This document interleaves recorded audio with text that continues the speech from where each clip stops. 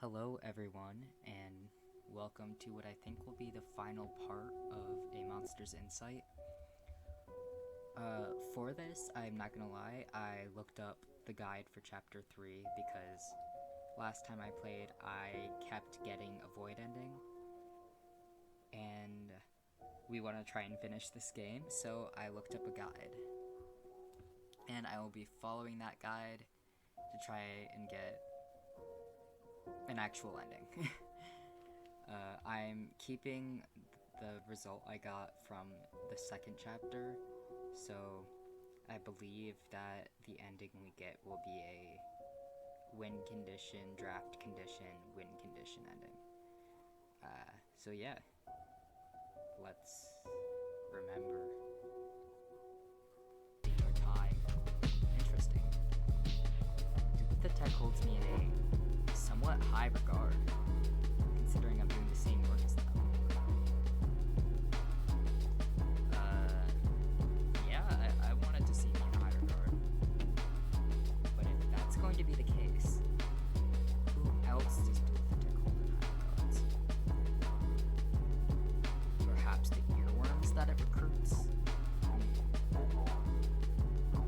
Actually, I was wondering if you could tell me what the recruitment process was like. What's the process of recruitment like? Well, it's mostly done through recommendations and a good word being put in for you. So it's essentially nepotism. That means someone who has no affiliation with your business can't really get a job here, because the only means of doing so is through good praise given by one of the existing employees. It's like this for a reason.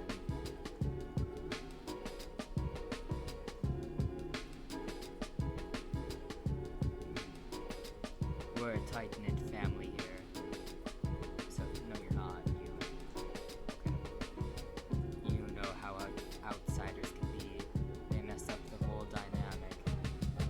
Besides, it's not as if anyone is deliberately looking for this kind of work. It gets messy sometimes, and most people are not really fit for the job. So who is the kind of person that's fit for the job? What are you looking for beyond just good words? For one, doing their due diligence, making sure not a single stone is left unturned. Everything needs to be done properly and precisely, and they need to be on top of the game at all times, even for simpler cases. Second, resourcefulness. Hard work doesn't get you anywhere, and sometimes you need to know the right people, and you need to be able to improvise and attain new resources quickly. Third, I suppose not being a narcissistic douche counts as well. So someone who's willing to endure hard labor, smart and tolerant. Sounds like a fair set of criteria. But at the end of the day, it isn't about being fair, it's about what I would want in someone. That doesn't always align with what the earworms want or what they'd expect to get chosen. It's a hard process, but I'm not trying to make it deliberately so. I'm just doing my job. In that moment, you are struck with an idea, one that could get you out of the situation. I want to be excited. I'm never going to let that happen under normal circumstances. But if there was some kind of exchange or contract made, if there was something it could gain, then it would be on my side. What does it need more than information? And the primary way for the sounds of it requiring information are from those earworm lackeys it hires. This means you could win Dualitech's favor, but at a price. So if Dualitech hired me in exchange for me being in Siphon, then I'd say it would be a pretty good deal. The question is, what would convince it to hire me? The question is now, what's your job? My job? Well, I'd love to tell you all about it. I'd actually not want to do that. But I think I have the perfect excuse out. If I get to see Dilithitech's mind. Okay, boys, here we go. Puzzle. We have to do this one first. One of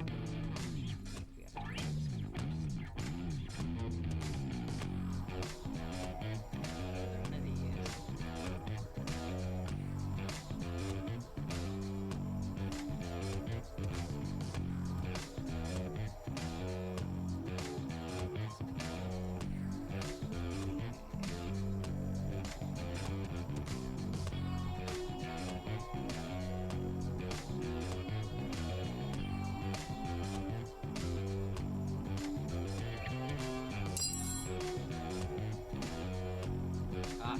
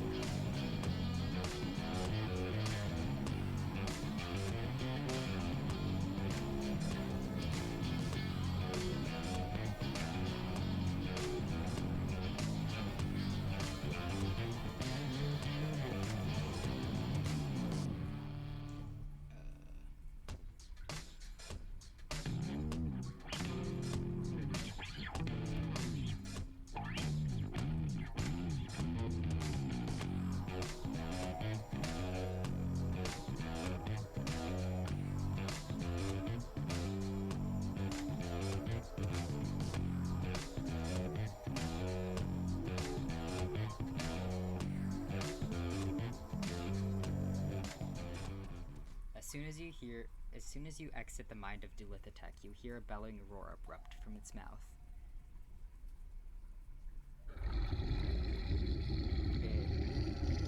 It vociferously thrashes the wall of ink and sand as it had done before the first time you used insight. The more you use it, the greater effect it seems to leave on the mind you enter. But even you feel slightly drained from using it twice within one sitting. The power of insight, like all powers, doesn't come without a price. Again with the pain. From the rooms, I see the earworms I'd caught before beginning to aim Dulithitek's symptoms. Larvae would chew off at the tendrils, and a multicolored moisture was applied to its skin. The earworms would be busy pushing sand off and on Dulithitek's head while speaking in archaic language as before. Perhaps it was some kind of healing ritual for earworms, but it seems to be working. And off you are dismissed. Earworms bid a farewell and dive into the ink of the walls and ceilings.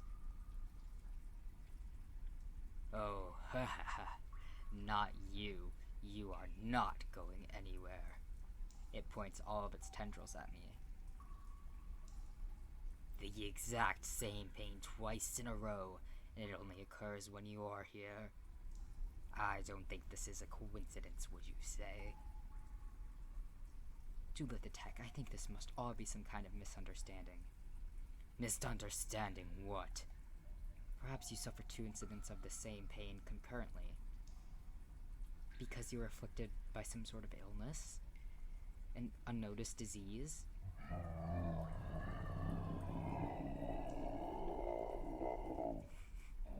Its roar rings against my ears, drowning my voice in the hollow, rendering everything it has said in comparison as a whisper. The only disease I see here is your delusion, Silver Tongue. So denying it only makes things worse. I guess the best thing I can do is be honest. You know what? Fair enough. No more condescension, got it. So I'll tell it like it is. Now here's the line you cross Yes, I caused your pain, but it was to demonstrate something. I can do it again, and your earworms can't heal you every single time. Because every single time I do it, the side effects will only get worse for you. Until there will be no more you at all. Without a moment's hesitation, the detective speaks the languages of the worms again to summon them. This could only be a bad thing. Oh, hold on there. I never said anything about me following through with doing it again. Oh, there's no need for me to guess if you'll do it again, if there is no you. Capiche? Say any less words, Silver Tongue. You see, that's funny because I don't think you want me dead. Oh yes, I very much want that to be the case. It guffaws at me more, almost in tears because of how ridiculous it thinks this whole situation is. From the grin on its face, I think it'll take immense pleasure in seeing my death right now. But we need to stay away from that outcome. I mean, wouldn't it be foolish to murder the greatest asset you have? I'm sorry, my greatest asset. To tell you the truth, I wasn't being completely transparent about the power of insight. Isn't that what you asked me to explain, for me to come all the way out here? So now I'm here, ready to disclose the proper details. So you were lying before? Yes. Did I not say to specifically comply? And compliance encompasses telling the truth, does it not? Yes, but the past is the past. And to be fair, I wasn't lying as much as I was choosing not to disclose certain details. That still counts as lying. I think it should count as lying. I say it should. Listen, Doodle Detect, you have the process of recruitment, where you hire earworms to get you information. That's the monad of your business. But I can elevate this business as your best scout yet. Be asking what I have over other recruits, and that's my power of insight. And what does your insight do? Apart from causing headaches, which I sincerely apologize for, by the way, the power of insight also allows me to look into the minds of others. Hold on. Looking into other people's minds. What does that entail? Good, I have its intention. You think to yourself in order to compose your thoughts. Dulithotech strangely has the patience to let you finish doing so. It's not as simple as jump right in and look around type of process, because everyone's mind is so vast it can feel like entering an infinite abyss and drowning in all the information. Which is why before I enter, I need a few target points to look for so that I don't get lost and stay on track. I call these target points keywords. It's similar to how cave divers are attached to ropes or distance lines, so that if they can go too deep, they can tip on the ropes and climb their way back out of the cave. For me, I need safe keywords to be my safety, but also a starting point as to where I should look. Pinning it down to memories, values, relationships are still too vague, broad, and abstract. We need to look for something specific. And you are telling me all this because as long as I have a good starting point, I can extract information from anyone without them even noticing. You walk forwards, extend your burnt arm in the direction of the and if I can work for you, then you're guaranteed to get any information from anyone. So you're asking me to hire you. You do know what happens if you break any contracts. That's why I'm also asking for some of my own demands. Of course. Well, what is it? You unintentionally smile. Oh, it isn't much. I need mental energy in order to survive. So my form of payment would have to come in this form, so I can keep living. And this isn't something money can buy. Oh, I wish. My life would be so much easier. But no, energy from, I gesture all around me to draw their attention to the lack of anything else. So you want my power in exchange for me giving a valuable asset. The most valuable asset ever. You're not even. If you're going to discredit me as not worth all the fuss, why did you abduct me here in the first place? You came here of your own volition. Because I was being threatened. Also, I knew I was going to be killed, abducted, etc. if I didn't come to myself. What's the past is the past. Yesterday's kidnapping, tomorrow's camaraderie, and eternal friendship. Or in this case, a mutually beneficial agreement. Well, it doesn't have to be life force, does it? I just need to get someone's every month, correct? Well, not completely correct. Believe it or not, insight comes with a downside. When it comes to energy transactions like that, I would need an agreement with the person I gathered the life force from.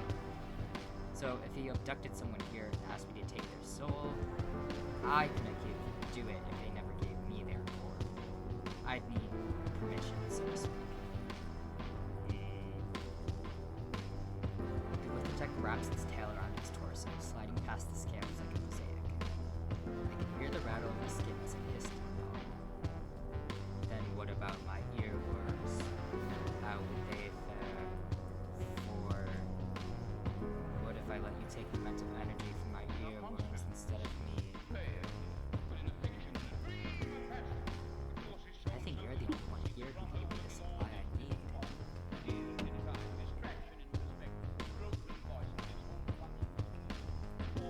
I doubt that's true. But I don't see the downside to this, as long as I remain the one in control. You stand confused, but before you say anything, you bite your tongue. Which is why I'm going to draft a new contract for you and me in order to make it fair. Delicately, the spool of weaver's silk descends from the ceiling, glowing with arcane magic. We just became a part of business. This is fun. I'm guessing this is how threading or making transcripts can be done using the silk fabric. And this is the drafting process of the contract. Well, I suppose if Duelithotech is going to draft my contract outside, I need to finalize the details on the inside.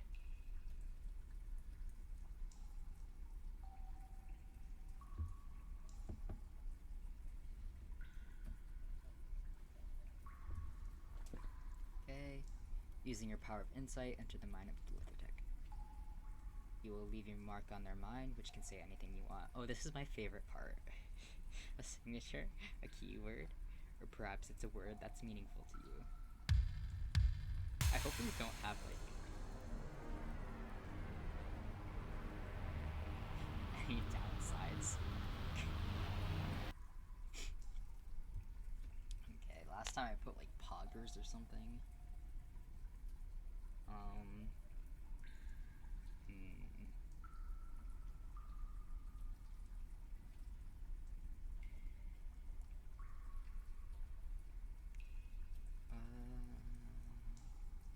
Yeah, let's just go with that.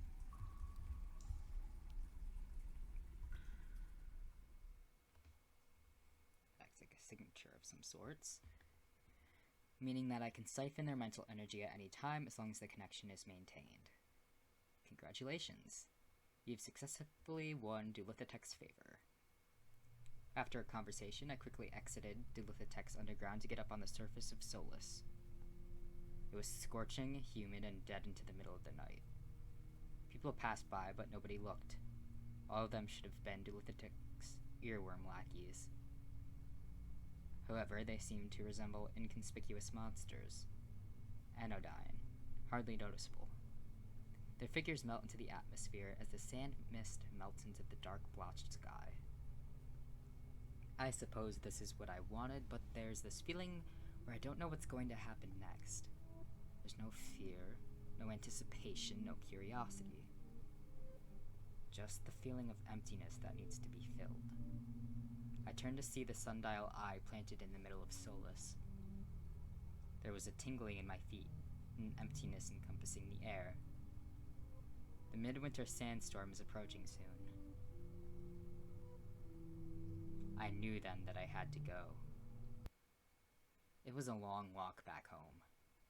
Luckily, I managed to hide inside a passing vehicle to make the trip easier. Silver Tongue, I was wondering when you'd come back.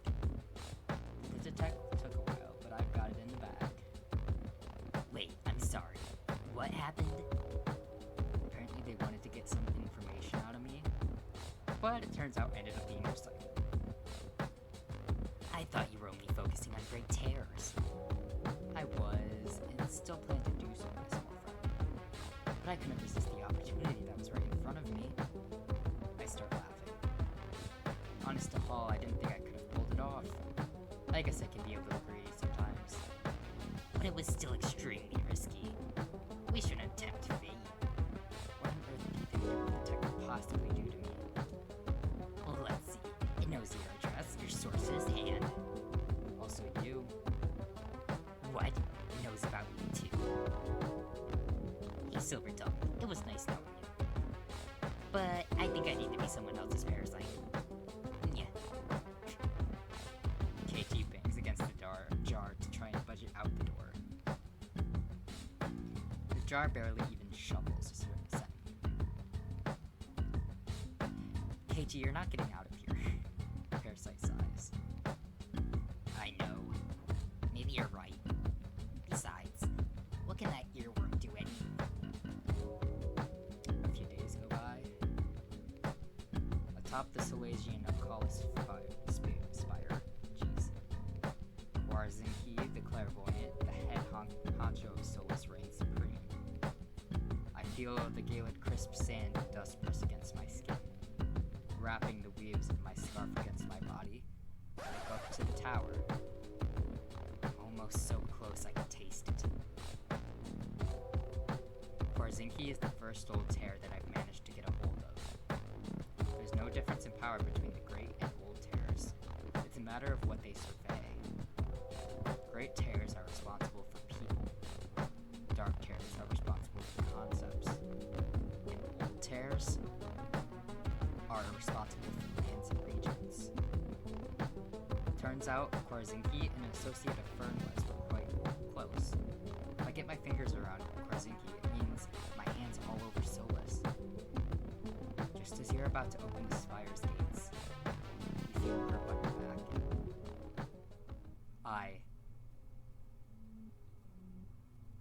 We meet again, Silvertongue. I'm guessing he's gonna be like, hey yo, labor boy, hop to it, or something. Dilithotech?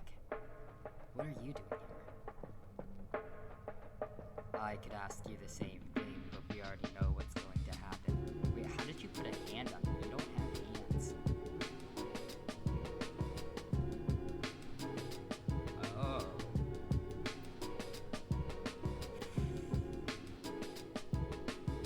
Warzinki asked us both to come at the same time because it wants to choose one of us over the other.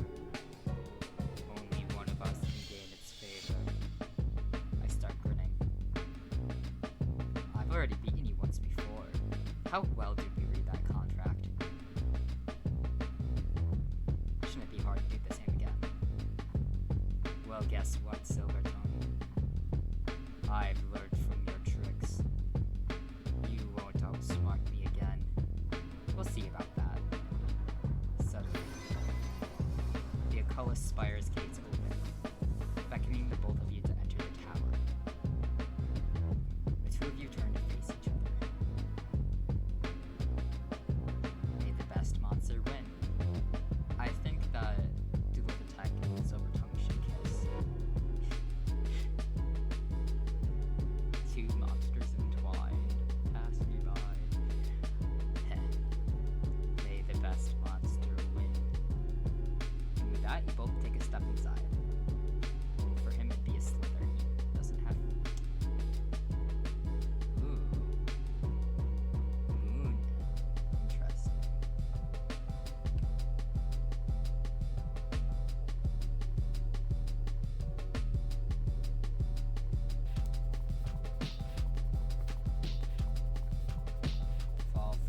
twice and you're a fool.